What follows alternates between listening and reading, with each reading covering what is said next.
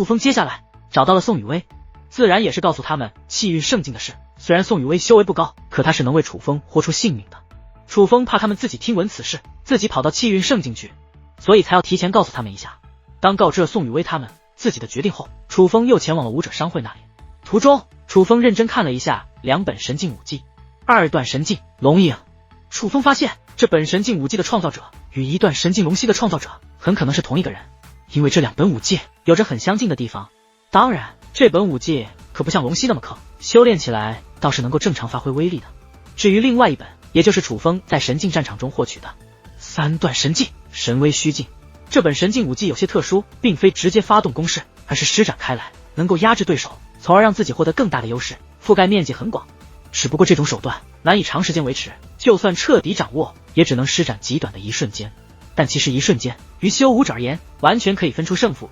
楚风觉得，若是日后遇到战力相同、手段相近的高手，这本神境武技很可能会成为自己的杀手锏。只是3段神境，自己现在根本无法修炼，日后踏入真神倒是可以试试。至于那把神兵龙焰神刃，楚风也是准备当做日后自己主要使用的神兵，毕竟是呈现真姿的神兵，品质没得说。不过楚风不准备只使用这一把，楚风准备玩一下双刀，毕竟小鱼儿爷爷送楚风的那把海啸狂刀也同样品质佳。只不过神兵非同一般，同时催动2把神兵，一般人也是做不到，但楚风有这个信心。途中，楚风直接将所有修炼资源都融入了丹田之内，但并没有任由9色神雷将所有资源力量吞噬。楚风在控制时间，不是楚风不想快点突破，而是想要突破却必须这样做。越是距离真神境越近，楚风越是能够感受到强大的阻碍，需要他领悟才能破除的阻碍。修武一途，虽说修炼资源很重要，但并非有足够的资源就行，悟性反而更重要。这也是很多人明明有修炼资源，却一生只能困在一个境界的原因。楚风的悟性一直以来都是很强的，因此只要有足够的修炼资源，他往往就能突破。这一次是因为这次的阻碍非同寻常，乃是神雷劫，并且这一次的神雷劫很强。楚风这才放缓了融合炼化力量的速度，从这缓慢的融合之中寻得更多突破的契机。凭借9天密地，楚风于浩瀚修武界行走，速度是远超常人想象的。所以没过多久，楚风又来到武者商会会长的隐居之地。只是当他穿过屏障，踏入隐居之地后，楚风确实脸色大变，一股强大的威压覆盖了整片天地，那是超越真神的气息，但那却不是武者商会会长的气息。这股威压霸道非常，是在示威。谁在此地示威？楚风顺着威压释放的方向而去，很快便在一片虚空之上见到了武者商会会长以及武者商会的其他高手。不过在武者商会众强者的对立面，则是站着一名女子。那强大的威压正是源自这名女子。女子满头白发，长得倒是精致，但脸色却惨白如鬼一般，尤其那双眼睛不像是人的眼睛，那股气势完全可以让人忽略她的美貌，因为她给人的第一感觉就是此人凶神恶煞，最好别惹。而这名女子楚风认识，之前楚风与小鱼儿离开太古星海之后寻找机缘，就遇到了这名女子。据小鱼儿说，这女子十分凶狠，并且很不讲理，下手更是狠辣无比，因此浩瀚修武界的人都称她为疯子。几乎所有听闻她的人看到她都会第一时间逃走，否则可能就会小命不保，就连各大天河霸主级势力都不愿招惹于她。而这名女子偏偏认识楚风的父亲，当她初见楚风，就立刻抓住小鱼儿，随后凝聚出了一个人的虚影，随后询问楚风与此人的关系，而那虚影正是楚风父亲楚轩辕的模样。当时风云以小鱼儿做威胁来问楚风，楚风不敢隐瞒，只得实话实说，就告诉了女子他所凝聚的虚影乃是自己的父亲。之后女子说，楚风的父亲抢夺过他的东西，说父债子偿，于是让楚风去武者商会拿凝血红莲花，只要顺利拿来就既往不咎。楚风完成此事，女子真的就将小鱼儿放了，甚至还将楚风与小鱼儿想找的机缘给了楚风。后面蛋蛋也正是凭借那份机缘才有了今日的修为。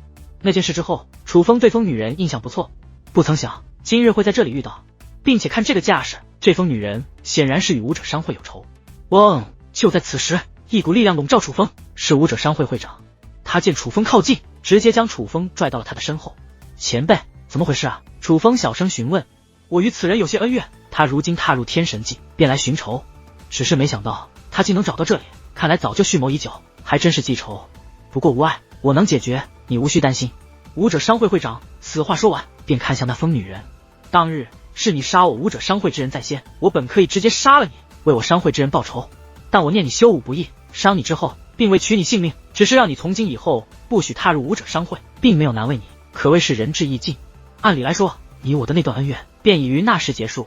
你今日修为得以增进，便来寻仇，未免太不地道了吧？武者商会会长问。而他话音落下，那疯女人竟真的收起了威压。见状，武者商会众强者皆是松了一口气，看得出来他们很惧怕疯女人。而武者商会会长则是看向了楚风，你看，我就说很好解决吧。可就在此时，疯女人的声音却响起，你认识他？这话是对楚风说的。回禀前辈，会长大人也是我的前辈。楚风赶忙回道，我若杀他，你会为难吗？疯女人问。前辈，你们之间真有这么大的仇怨吗？我听会长前辈讲，好像也不至于如此，就不能化解吗？楚风皱眉问道。我问你会不会为难？疯女人问。当然为难。楚风道。那此事罢了。疯女人此话说完，竟身形一转，直接离开了。这一刻，武者商会会长以及所有高手都愣住了，显然是懵了好一会之后，才同时看向了楚风。楚风，你有这么大面子呢？武者商会会长的表情都十分震惊。若是其他人也就算了，可这个疯女人是有名的，谁的面子都不给啊！我哪有这个面子啊？楚风尴尬的笑了笑，但他也是想到了一个可能，他确实没有这个面子，但一定是有人有这个面子，这个人多半就是他爹楚轩辕。哈哈，我就说这女人是你爹留下的情债吧，不然怎么会这么给你面子？不过话说回来，楚风，你也总算是沾到你爹的光了。界灵空间内，淡淡捂嘴偷笑，显然他也意识到这疯女人的面子是给楚风他爹的。房间内只有楚风与武者商会会长两个人。现在方便说了吧？武者商会会长问。说什么？楚风不解。当然是你与这疯女人的关系。武者商会会长道。于是楚风对武者商会会长讲述了遇到疯女人的经过，但却隐瞒了自己父亲的部分。就只是这样？武者商会会长问。对啊，就只是这样。也可能是这位前辈看中了我的潜力，所以才会如此。楚风笑着说道。换做其他人有这个可能，他断然不会。罢了，此事不想了。那疯女人的行事风格本来就是常人难以理解的。说说气运圣境的事吧。武者商会会长道。气运圣境，我不去了。楚风道。不去了。武者商会会长有些意外，旋即道，我武者商会的人确实不方便露面，但你若想争，我其实可以想办法帮你雇一些人。只不过你毕竟招惹了7届圣府，如今面对的又是狱宗，可能愿意帮忙的人不会太多。闻言，楚风有点感动。如武者商会会长所说，如今敢帮楚风的人不多，便也注定了要花大价钱才能找到这种人。武者商会会长是准备下血本帮楚风的。楚风随后也是具体的讲述了一遍关于气运圣境的事，自然也表达了自己不想去的决定。若是这样，那不去反而是好事。这个你拿着吧。武者商会会长将乾坤袋丢给楚风，那其中是大量的修炼资源，那竟然丝毫不弱于图腾龙族族长给自己的，甚至品质更高。前辈，楚风刚要开口，武者商会会长便将其打断。这个我也准备了许久，前段时间才凑全，你那感谢的话就别说了，也不是白给你的，日后有出息了记得回报我就行了。一定。楚风道。虽说在得到了图腾龙族族长的资源后，楚风也有信心突破到一品真神，而以楚风对修炼资源的需求，这些修炼资源也无法让楚风再更进一步，但最起码也能打下个底子。随后武者商会会长为楚风提供了闭关的地方，但楚风闭关并没有尝试突破一品真神，不是不想，而是时机尚未成熟。这一次的神雷劫较难，楚风也需要花费时间才能突破，所以楚风钻研起了气运圣境山峰后方的罗盘上的内容，看能否从其中顿悟出一些关于气运圣境更多的内容。随着时间流逝，在气运圣境的位置，狱宗越来越多的强者汇集于此地。星空中，一座隐藏的大殿内，百里紫菱盘坐其中。此时的他伤势已经基本痊愈，正在专心修炼。只是他修炼的竟并非是修武之法，而是结界之术。他修炼的极为认真，直到他察觉即墨千舟出现在此地后，才睁开眼眸。千舟叔叔，古派那边怎么说？百里紫菱关切地问道。原来为了能够挑战成功，他们向古派的人求助了，而古派与新派向来不和，他也担心古派拒绝。云傲说，古派倒是可以帮我们，但是王强的事你必须认真道歉才行。即墨千舟道。可以。百里紫菱道。而他的爽快应下，就连即墨千舟都有些意外，但随后却也露出了一抹欣慰的笑容。在他看来，百里紫菱这个态度也算是成长了，毕竟能分得清哪些事情更加重要了。剑木白有消息吗？他叫我修炼的，我可已经快要掌握了，但我根本不知道这具体有什么作用。百里紫菱又问。自从气运圣境彻底变化后，剑木白只露面过一次，就是让他务必将这个结界之术掌握，随后便离开了，说是要仔细洞察一下气运圣境，好为后面的挑战占得先机。芥木白倒是传来了一个好消息，他说已经事半功倍，根本无需去阻拦图腾龙族了。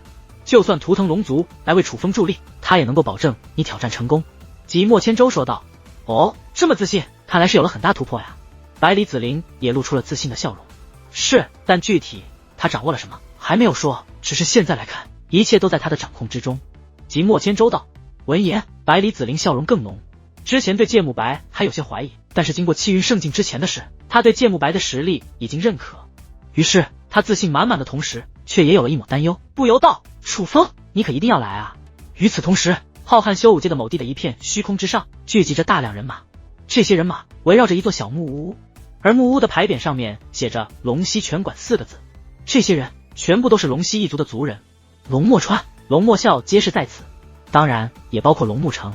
龙溪一族被一个神秘的强大女子抓入到了结界空间之内，那结界空间乃是界灵大帝秦九的领地之一。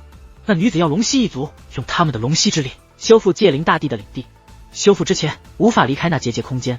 正常来说，他们想要修复那领地，起码也要3万年的时间。后面楚风误入其中，通过秦九留下的阵法，寻找到了加快修复的方法。按照楚风所说，快的话不足1年便可完成。起初他们还不信，后来倒是楚风验证了他的方法真的有效，于是他们便按照楚风的方法进行修复。在前段时间，他们终于修复了秦九的领地，也是得以脱困。出来后的他们便立刻去收集消息，想要知道当今修武界的格局与变化，自然也是很快打探到了气运圣境的事情。这个消息属实？龙木城问。属实，如今已经沸沸扬扬，很多人都是亲眼见证的。一位长老回复道：诸位，我若下令我龙溪一族去为楚风助力，可有人拒绝？此话一出，全场沉默。但可有人愿意？此话一出，全场沸腾。几乎所有人都记得楚风对他们的帮助，眼下所有龙溪一族族人都愿为楚风助力。对于这一幕，龙木城并不意外，于是笑着起身。既然如此，开馆之事暂缓，咱们前往血脉天河那气运圣境。